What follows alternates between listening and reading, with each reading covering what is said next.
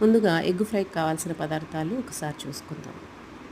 అర dozen eggs, 4 ఉల్లిపాయలు తరిగి పెట్టుకున్నాం, 2 టమాటాలు తరిగి పెట్టుకున్నాం, కొద్దిగా కొత్తిమీర, పుదీనా, 3 స్పూన్ల ధనియాల పొడి, 2 స్పూన్ల కారప్పొడి, 2 స్పూన్ల ఉప్పు, 1 స్పూన్ పసుపు,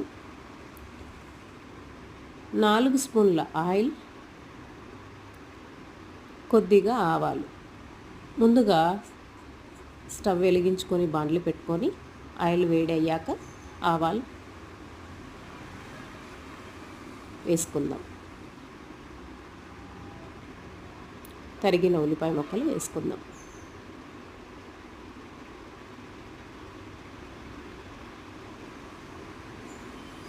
తర్వాత టమాటా వేసుకుందాం.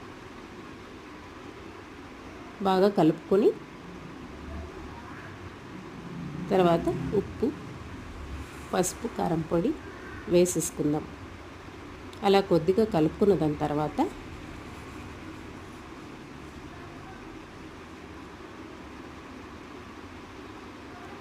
ఎగ్స్ వేసుకుందాం. అడుగంటనీయకుండా కలుపుకోండి.